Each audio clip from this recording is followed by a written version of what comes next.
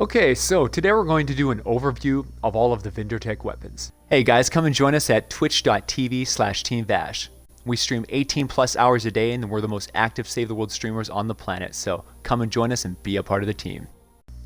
Since the Vindertech is in the expansion schematics and everyone has access to these guns now, and they've been asking me a lot about which ones are good, how do they work, and which ones you should focus on.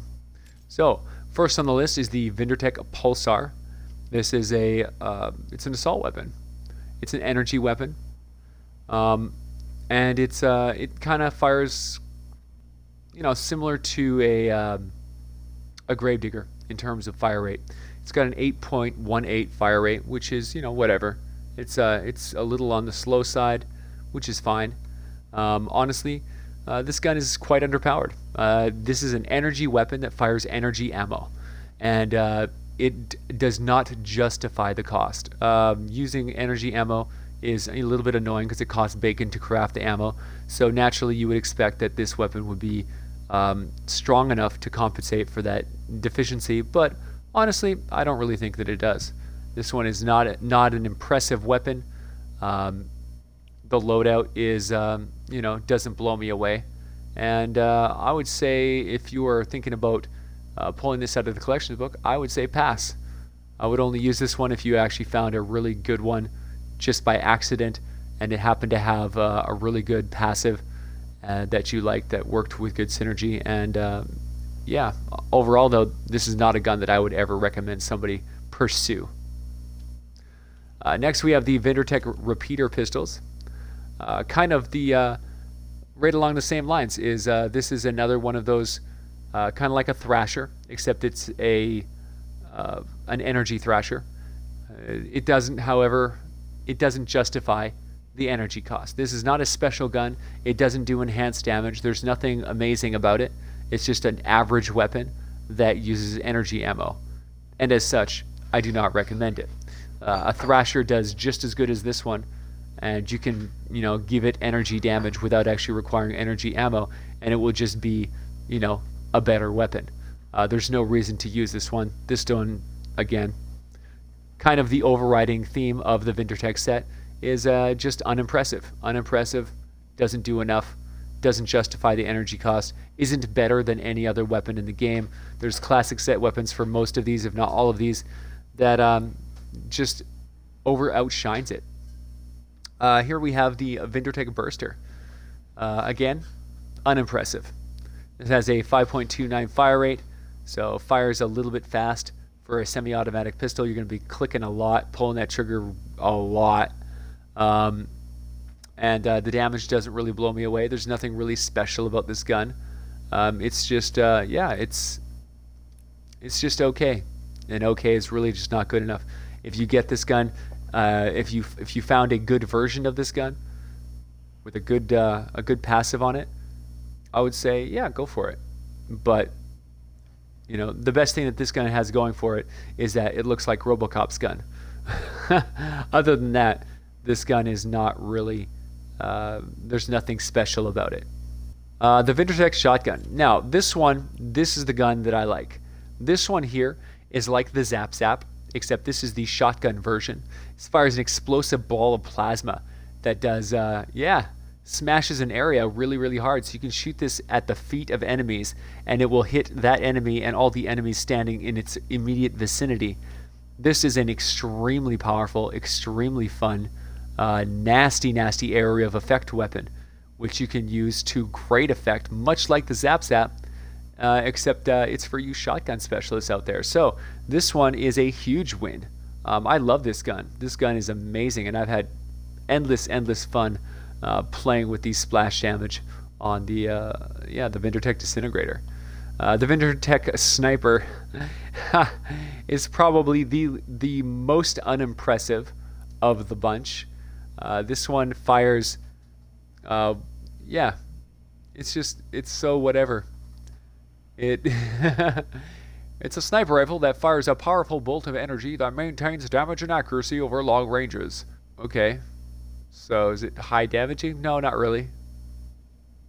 Okay, so does it do anything better than any other gun does? No, not really. It's just a 25,000 range default sniper rifle that uses energy ammo instead of being valuable. It's like, okay, so why don't I just take the neon sniper? That one can shoot through walls. Yeah, exactly. Okay then. So this one sucks. Don't even look at this gun. This gun's garbage. It's, as are most sniper rifles in the game, they are completely overshadowed by a select micro few supremely elite versions of the weapon, like the Obliterator, the Obetsi, the Spyglass, the Yeoman. I feel like I'm missing one. The Neon Sniper Rifle. There we go. There's your 5 fecta for sniper rifles, and this one doesn't make the cut by a million years. This one is trash. Garbage. So overall, the Vindertech set is an extremely mediocre set. The guns feel very cool because they're energy weapons, and they have a really neat thematic about them. They have a really neat aesthetic about them. They're all mechanical, cool looking, awesome weapons that feel fun to shoot and fun to fight with. And if you god rolled any of these weapons, you would actually be extremely satisfied with their performance. However, if we're comparing these weapons to the peers that are available to people in the classic set, or even more importantly in the event set, the amazing weapons that are throughout the community's reaches. Some of them you can have access to, some of them you can't. Some of them are locked behind the one event that they came out in, but they will come back. These ones here just do not compete with any of those other guns. The only exception is the Vindertech shotgun. This one is does something truly special that only the Zap Zap can compare to. All of the other guns, there's nothing special that puts them ahead of any other gun. If you want to have really, really good energy weapons, go check out the set. The Neon set's a much better set than the Vindertech set. All the weapons just feel better, hit harder, just a better overall design. These ones here don't do anything. These are just basically energy versions of existing guns that nobody wants to use, because nobody wants to use energy versions of any gun. Energy is a downside. It's a detriment. It's not a positive. So the fact that they made a bunch of regular guns and gave them energy ammo is pretty sad and pretty poor game design. So the Vindertech is definitely doesn't make my cut for anybody. Anyone who's asking, hey, should I get a Vindertech? No. Go get a neon weapon. If you want to get some energy weapons, neon weapons are much more satisfying, much more damaging, and much more in line with what you would expect from energy. What with the neon,